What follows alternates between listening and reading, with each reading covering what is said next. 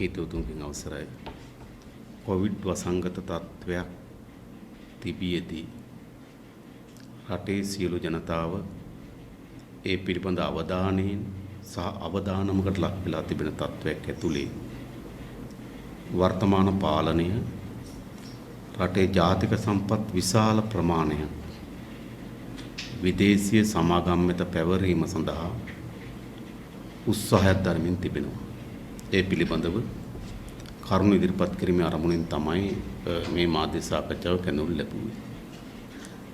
ඔබ දන්නවා මේ පාලනය ගොඩනැගීමේදී ප්‍රධානම සාධකයක් බවට පත් කරගත්තේ අපේ රටේ ජාතික සම්පත්, ජාතික දේපල ආරක්ෂා කරනවායි කියන මතය. මොකද පැවති එක්සත් ජාතික පක්ෂ ආණ්ඩුව රනිල් මෛත්‍රී හවුල් ආණ්ඩුව රටේ දේපල බහුජාතික සමාගම් වෙත විදේශීය රාජ්‍යයන් වෙත පවරා දෙමින් තිබුණා. ඒකට විරුද්ධ විශාල මතයක් නිර්මාණය වෙලා තිබුණා. අන්නේ මතය කොල්ල කමින් තමයි මේ පාලනය බිහි වුණේ. හැබැයි එදත් අපි පෙන්වා දෙන්න ලැබුවා මේ අය කවුද කියලා. ඔබට මතක ඇති පැවති පාලනය හම්බන්තොට වරායේ විකිණීමේදී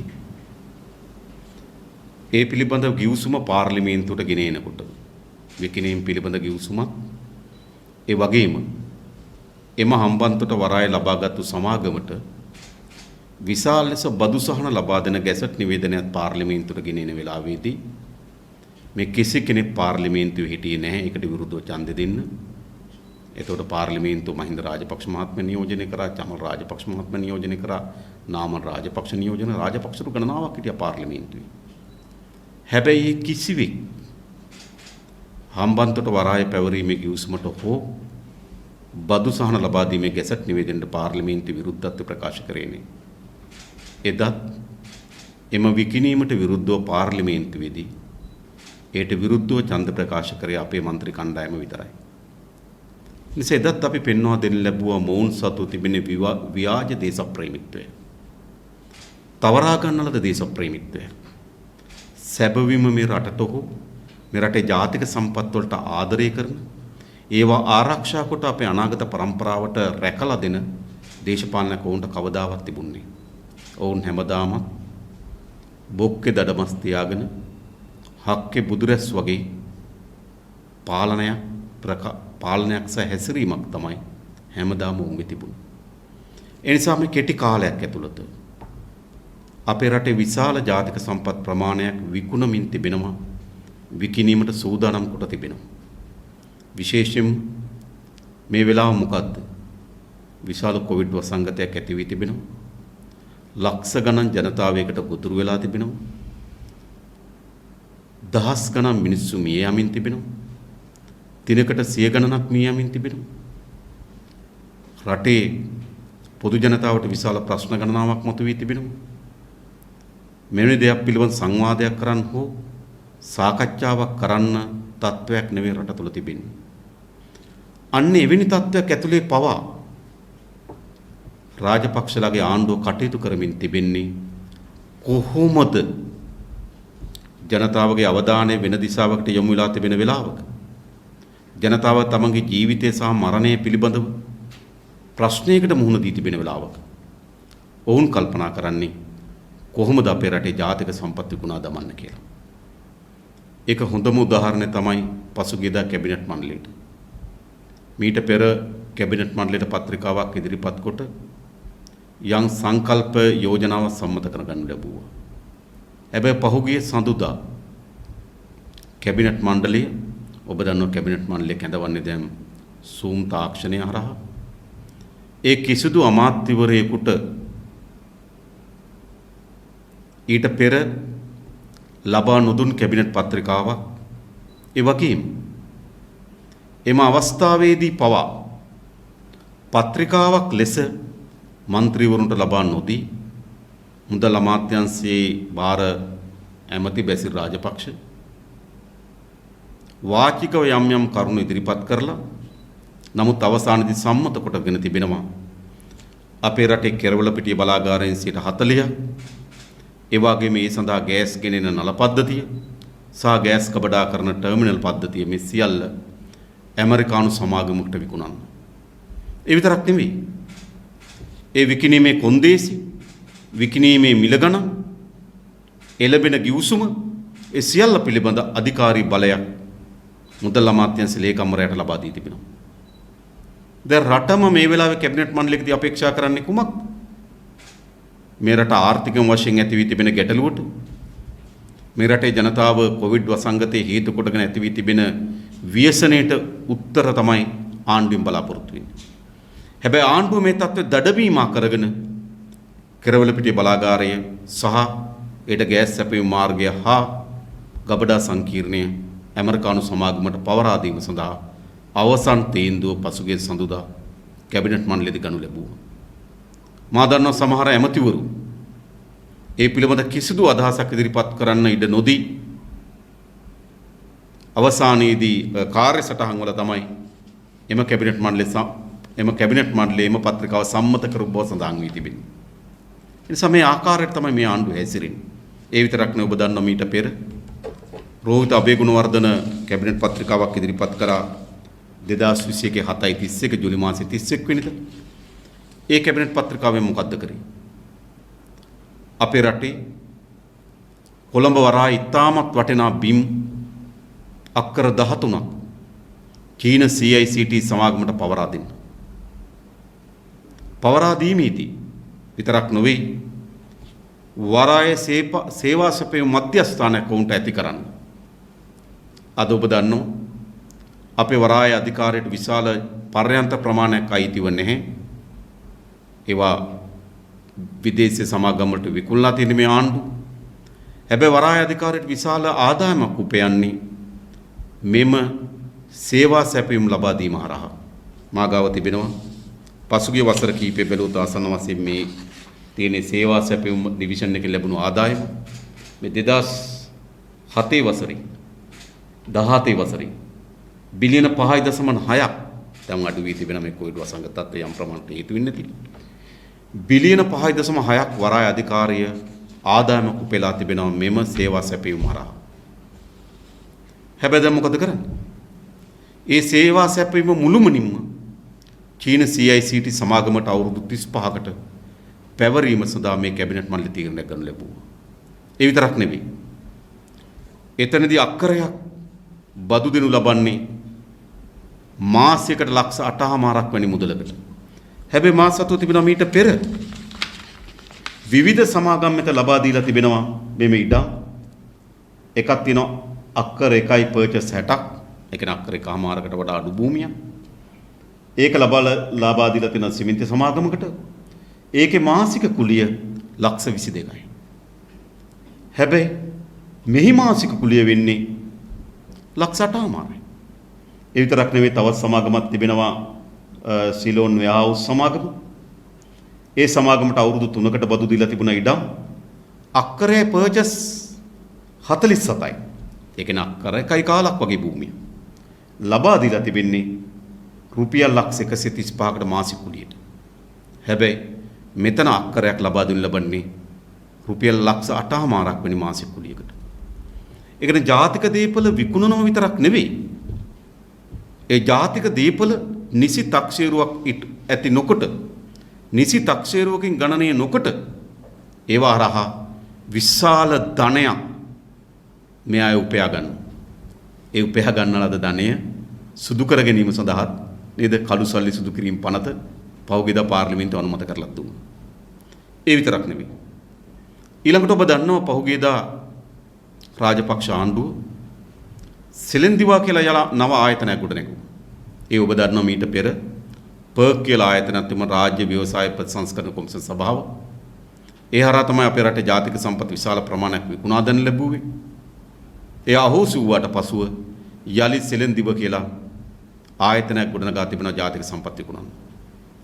මේ දෙසැම්බර් මාසේ 31 වෙනිදා වෙනකොට කබ්‍රාල් කියන එම ආයතන විකුණලා ඩොලර් මිලියන 400කට ආසන්න මුදලක් උපයා ගන්න උන් කටයුතු කරනවා කියලා. එම ආයතන විකුණලා ඩොලර් මිලියන 400ක මුදලක් උපයා ගන්න.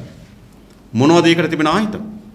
විශේෂයෙන් ගත්තොත් ඔබ දන්නවා විදේශ කටයුතු අමාත්‍යාංශ පිහිටි ගොඩනැගිල්ල. ඒ අවුරුදු 150කට වඩා පැරණි පෞරාණික සහ වාණිජ වශයෙන් වටිනා බිම් කඩක පිහිටලා තිබෙන ගොඩනැගිල්ල. එම ගොඩනැගිල්ල දැන් ඔබ දන්නවා මේ දවස්වල විදේශ කටයුතු අමාත්‍යාංශයේ වෙන තැනකට ගෙන යාම සඳහා කැබිනට් පත්‍රිකාවක් අනුමත කොට තිබෙනවා.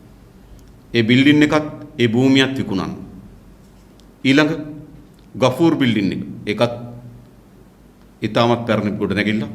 ඒ පෞරාණික වශයෙන් සංරක්ෂණය කොට ආරක්ෂා කරගත්තු ගොඩනැගිල්ල. ඒතර ගෆූර් බිල්ඩින් එක. ඒ වගේම යෝග් ගොඩනැගිල්ල. ඒ වගේම GH හෝටල් ග්‍රෑන්ඩ් ඔරියන්ටල් හෝටලේ. ඒ වගේම හිල්ටන් හෝටලේ. හිල්ටන් හෝටලේ අනුබද්ධ ක්‍රීඩා සංකීර්ණය.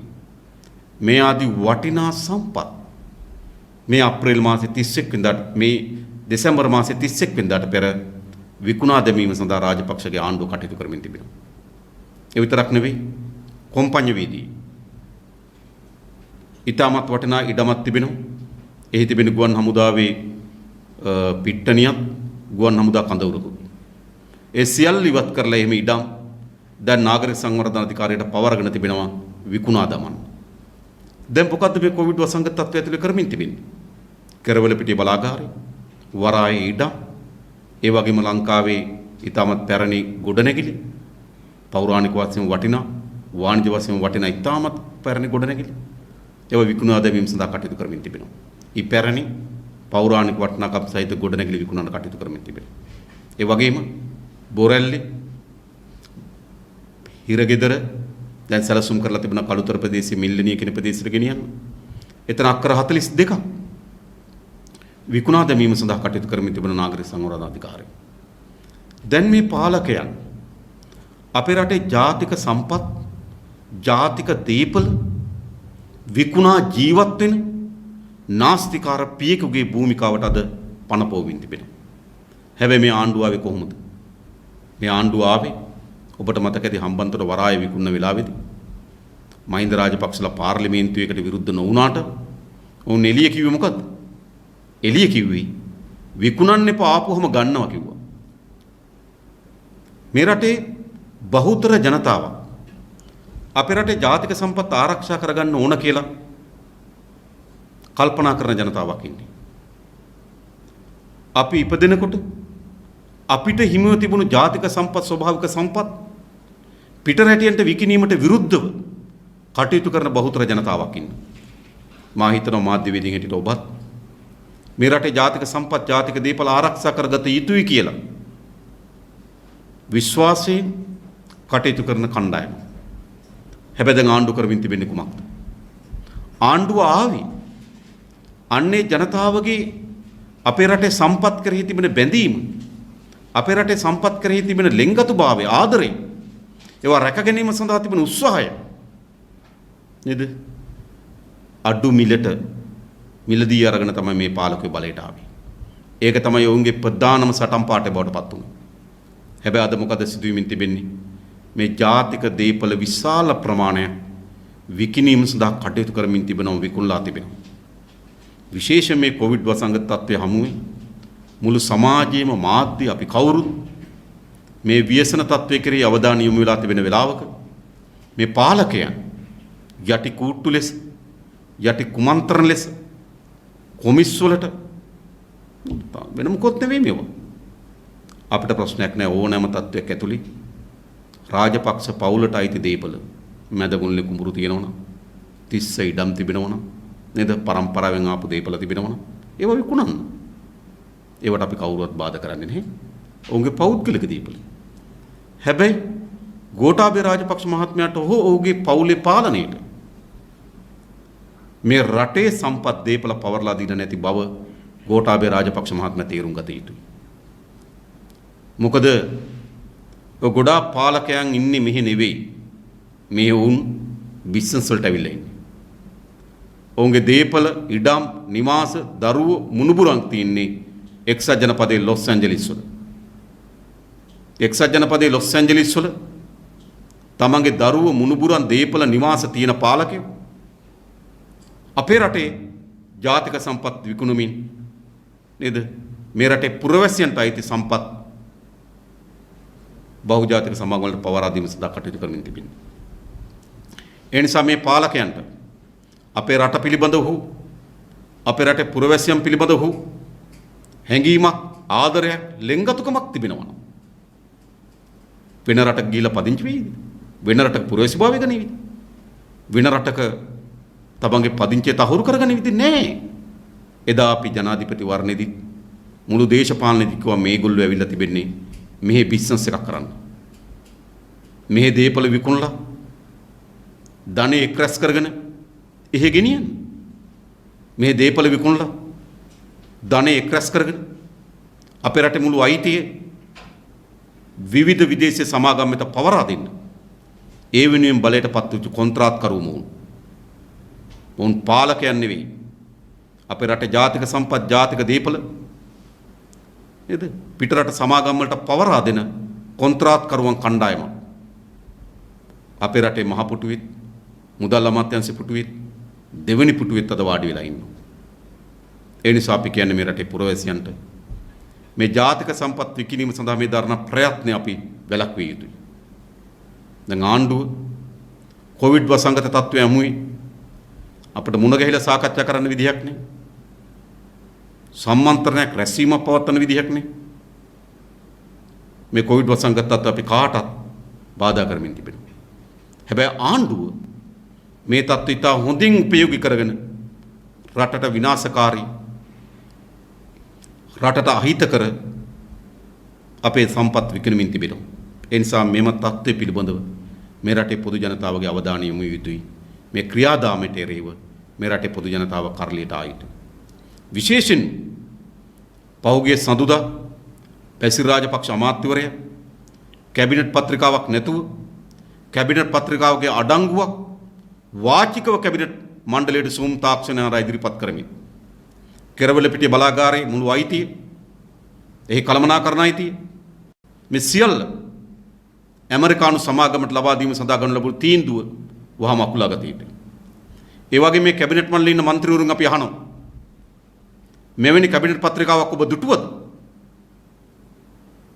නැහැ. පත්‍රිකාවක්වත් නැතුව ලංකාවේ පළවෙනි වතාවට කැබිනට් මණ්ඩලයක් අදාළ අමාත්‍යවරයා දෙන වාචික කරුණු වලට තීන්දුව ගනු ලබනවා.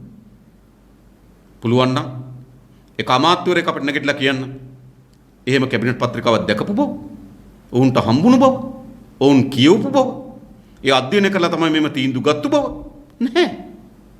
කැබිනට් මණ්ඩලය අවසන් වෙන මොහොතේදී බැසිර් රාජපක්ෂ මුදල් අමාත්‍යවරයා වාචිකව ඉදිරිපත් කළ ලද කරුණු මත තමයි මේ තීන්දුව අරගෙන තිබෙන්නේ. ඒ නිසා රටට ජනතාවට විතරක් නෙවෙයි කැබිනට් මණ්ඩලයටත් හංගනවා. එළියට ආව කියලා ඕක ගොඩක් අය විරුද්ධ වෙන්නේ නැති වෙයි. හැබැයි කැබිනට් මණ්ඩලයටත් හංගමින් තමයි මේ තීන්දුව తీරන ගන්නේ. ඒ නිසා ඒ වගේම පෙන්눔 කරනවා.